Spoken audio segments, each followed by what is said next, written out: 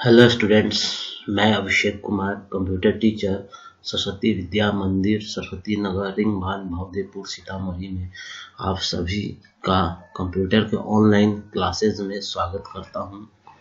आज हम लोग चैप्टर 5 और चैप्टर नेम फ्लो चार्ट का फर्स्ट पीरियड से शुरू करेंगे। जैसा कि यहाँ आप देख रहे हैं, data processing and information. What is data, what is processing and what is information, इन तीनों के बारे में हम अलग अलग पढ़ेंगे। जैसा कि ये पिक्चर में दिखा हुआ है, सबसे पहले यूजर इनपुट ऑफ डेटा और इंस्ट्रक्शन। सबसे पहले यूजर डेटा या इंस्ट्रक्शन को इनपुट करता है, तब यह डेटा प्रोसेसर के पास आता है और प्रोसेसर इस डेटा को प्रोसेस एज पर इनपुट में जिस तरह का प्रोसेसिंग करने के लिए किया रहता है, उस हिसाब से डेटा प्रोसेस होता है। प्रोसेस होने के बाद यह आउटपुट बन जाता है, जिसको हम आउटपुट ऑफ प्रोसेस डेटा और इंफॉर्मेशन के भी नाम से जानते हैं। What is data? The term data denotes the raw facts and figures which are given to the computer for processing. Data एक हमारा टर्म हो गया जो क्या इस चीज को डिनोट करता है, निरूपित करता है। रो फैक्ट्स एंड फिगर्स, यहाँ फैक्ट्स का मतलब हो गया अल्फाबेट्स ABCD और फिगर्स का मतलब हो गया यहाँ पे डिजिट्स 0 to 9, जो कंप्यूटर को दिया जाता है प्रोसेस करने के लिए। What is processing? Processing is the actual job performed according to given instruction on the raw data for converting it into meaningful information.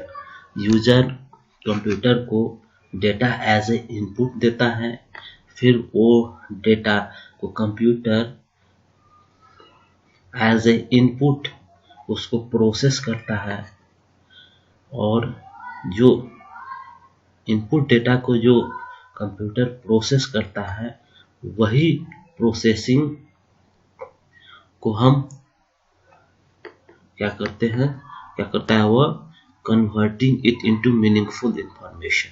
मतलब पहले यूजर इनपुट करता है, फिर वह कंप्यूटर मेमोरी में आता है, उसको CPU प्रोसेस करता है, प्रोसेस करने के बाद उसको मीनिंगफुल इंफॉर्मेशन में बदल देता है। लास्ट में आ गया व्हाट इज इंफॉर्मेशन? जो इनपुट डेटा प्रोसेस हो जाता है और प्रोसेस होने के बाद जो कंप्यूटर के मॉनिटर पे इंफॉर्मेशन या आउटपुट डिस्प्ले होता है या और रिजल्ट, वही हमारा इंफॉर्मेशन हो गया। यहाँ हम पढ़ेंगे what is information. Information is the process data. It refers to facts and statistics which are organized and have a specific meaning. Information क्या हो गया? प्रोसेस डेटा हो गया, और प्रोसेस डेटा क्या हो गया? एक फैक्ट्स हो गया एंड स्टैटिक्स हो गया, जिसको हम एक प्रॉपर मैनर में अरेंज करते हैं और जिसका खास मीनिंग हमको मिलता है। Information for particular user can be data for others. Information जो हुआ किसी खास यूजर के लिए, वह दूसरे यूजर के लिए भी एक डेटा का काम करता है। अब हम एक एग्जांपल से समझेंगे what is data processing and information. यहाँ पे हम एक एग्जांपल लेते हैं। Sangeeta Vijay class 6 salt lake 80% मार्क्स 99 by D Netaji Nagar 12 years 11 years 701 class 5। ये हमारा डेटा हो गया या इनप्रॉपर मैनर में, इसका कोई मीनिंग नहीं निकल रहा है। अब हम इसको प्रोसेस करेंगे। प्रोसेस करने के बाद हमारे पास दो मीनिंगफुल इंफॉर्मेशन बन गया। पहला हो गया Sangeeta is 12 years old, lives at 99D Salt Lake and studies in class 6. She scored 80% marks in the class test. यहाँ पे ये हमारा डेटा हो गया जो इम्प्रॉपर वे में है। इसको प्रोसेस करके डेटा को प्रॉपर अरेंज करने के बाद ये हमारा एक मीनिंगफुल इंफॉर्मेशन हो गया। इसको अगर हम पढ़ेंगे तो हमको एक मीनिंगफुल जानकारी मिलेगा। फिर उसी तरह सेकेंड इंफॉर्मेशन हो गया Vijay is 11 years old, lives at 701 Netaji Nagar and studies in class 5. He scored 85% marks in the class test. ये भी एक हमारा एक डेटा यहाँ जो था इसको हमने प्रॉपर तरीके से अरेंज किया। अरेंज करने के बाद ये प्रोसेस होकर के हमारे लिए इंफॉर्मेशन हो गया। तो हम लोग इस एग्जाम्पल से समझ गए होंगे what is data processing and information. More about data. Data provides meaningful information. Computer में अगर डेटा नहीं होगा तो वो this is like a useless box. Data is made up of characters, that is numbers, letters और symbols. बहुत सारे characters को मिला करके डेटा बनता है। और कैरेक्टर्स कितने तरह का होता है और वो क्या होता है? नंबर्स संख्या हो गया, लेटर्स अक्षर हो गए, सिंबल्स चिन्ह हो गए। जैसे यहाँ पे नंबर्स का मतलब 0 to 9 ये हमारा नंबर हो गया। Alphabets capital letter A to Z ABCD का और small letter A to Z ये अल्फाबेट्स हो गया। Special characters full stop, comma, semicolon, bracket ये सारे जो हम यहाँ पे देख रहे हैं ये स्पेशल सिंबल्स होते हैं। ये सब कंप्यूटर के टर्म में कैरेक्टर्स बोलते हैं और इन्हीं कैरेक्टर्स को मिलाने के बाद हमें डेटा प्राप्त होता है। Computer program.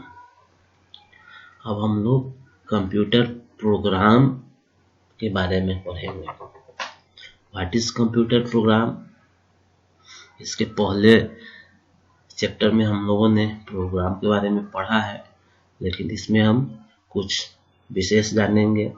The combination of different instructions that draw a plan for the solution of a problem is written in a computer language like BASIC, C, C++, C#, Java, etc.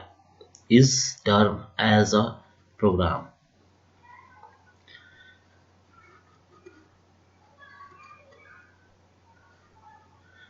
हम कोई भी अगर हमारे पास समस्या होता है तो उसको हम लिखित रूप में देते हैं। जैसे हम स्कूल नहीं आए तो किस कारण से नहीं आए, उसके लिए हम लोग एक एप्लीकेशन पेपर पर अपने क्लास टीचर को देते हैं। फिर क्लास टीचर उसको पढ़ते हैं, फिर वो प्रॉब्लम को समझते हैं, फिर साइन करते हैं। इसी तरह कंप्यूटर के अंदर भी बहुत सारे इंस्ट्रक्शन होते हैं जिसको हम लोग क्या करते हैं, ड्रॉ करते हैं, सॉल्यूशन प्लान बनाते हैं। किस चीज़ के लिए? प्रॉब्लम के सॉल्यूशन के लिए। और वो प्रॉब्लम को किस चीज़ में लिखते हैं? सॉल्यूशन को कंप्यूटर लैंग्वेज में। जैसे अगर हमको कोई प्रॉब्लम किसी को लिख करके बताना होगा तो वो कोई लैंग्वेज चुनेंगे, या तो इंग्लिश हो सकता है, हिंदी हो सकता है, या संस्कृत। उसी तरह कंप्यूटर के टर्म में अगर हमको कोई प्रॉब्लम का सॉल्यूशन लिखना है तो सबसे पहले हमको कंप्यूटर लैंग्वेज को चूज करना पड़ेगा, उसको पढ़ना पड़ेगा। तो यहाँ हम बेसिक लेंगे, क्योंकि बेसिक हमको 6 चैप्टर में पढ़ना है। ये सब हम लोग आगे हायर क्लास में जाएंगे तो इसको हम पढ़ेंगे।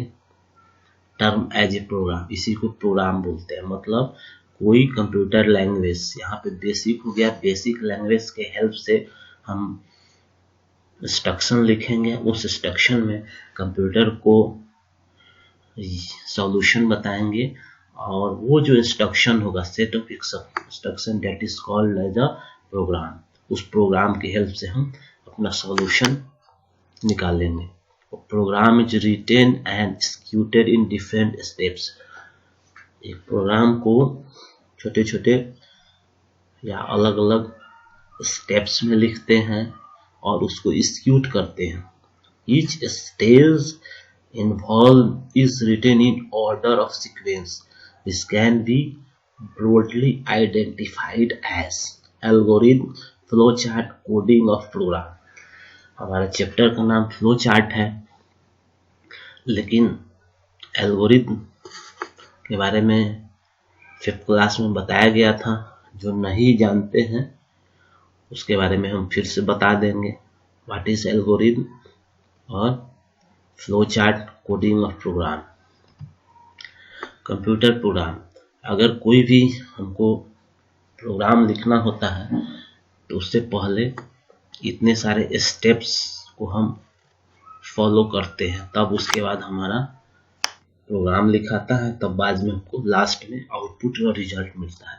इसको हम स्टेप बाय स्टेप समझेंगे।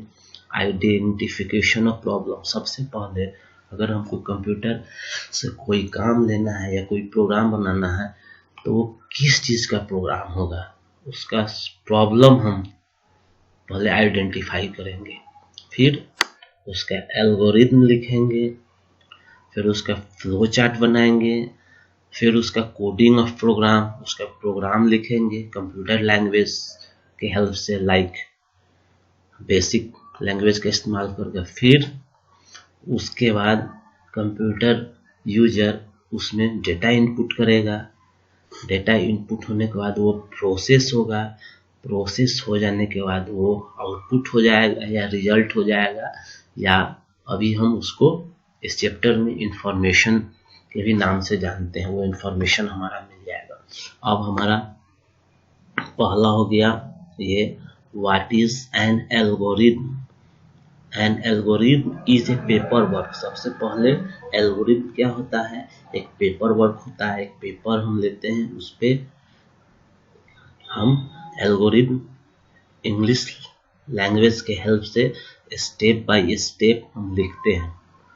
That a programmer plan for solution of problem before writing the actual program. Algorithm क्या हो गया, पेपर वर्क हो गया, रफ वर्क हो गया, जिसको प्रोग्रामर प्लान बना करके प्रॉब्लम का सॉल्यूशन का प्लान बनाता है, फिर उसको लिखता है पेपर पर। बाद में हमारा वो जब सही हो जाता है तो वो एक्चुअल प्रोग्राम लिखता है। एक्चुअल का मतलब सही प्रोग्राम जो कंप्यूटर के अंदर रन करता है, या उसको सॉफ्टवेयर भी बोलेंगे। The step-by-step paper plan and procedure for solving a given problem is known as algorithm. इस एल्गोरिथम हम क्या करते हैं, स्टेप बाय स्टेप उसको स्टेप बाय स्टेप तोड़ करके पेपर पर एक प्लान बनाते हैं। किस चीज के लिए, प्रोसीजर। प्लान और प्रोसीजर भी बनाते हैं। प्रोसीजर का मतलब यहाँ हो गया एक तरीका बनाते हैं। किस चीज के लिए, सोल्विंग ए गिवन प्रॉब्लम। जो हमारे पास जो दिया हुआ समस्या है उसको समाधान करने के लिए, उसका सॉल्यूशन निकालने के लिए, वो क्या कहलाता है, algorithm. Algorithm are written in ordinary language such as English. हम जो पेपर पर जो एल्गोरिथम लिखेंगे वह ऑर्डिनरी लैंग्वेज, मतलब हम जो इंग्लिश लैंग्वेज में लिखते हैं, जैसे एप्लीकेशन वगैरह, उसी तरह हम छोटा छोटा सेंटेंस स्टेप बाय स्टेप लिख करके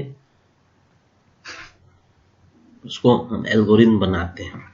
टू राइट एन एल्गोरिथम। अब हम यहाँ पे जानेंगे कैसे एल्गोरिथम लिखेंगे और एल्गोरिथम क्या होता है। इस एग्जाम्पल से हमें जानकारी मिल जाएगा। यहाँ पे एक एग्जाम्पल लिए हैं जो बुक का ही है ताकि आपको समझने में दिक्कत नहीं हो। An algorithm to find sum of 3 numbers. यहाँ पे हम एक एल्गोरिथम बनाएंगे जो 3 नंबर को जोड़ करके उसको प्रिंट करेगा। मतलब प्रिंट करना मतलब यहाँ पे कंप्यूटर स्क्रीन पे दिखाना। तो 3 नंबर क्या है, 5, 7 एंड 3। ये तीनों नंबर हम लेते हैं। सॉल्यूशन हो गया। स्टेप फर्स्ट लेंगे, उसमें रीड भी लिख सकते हैं या इंटर।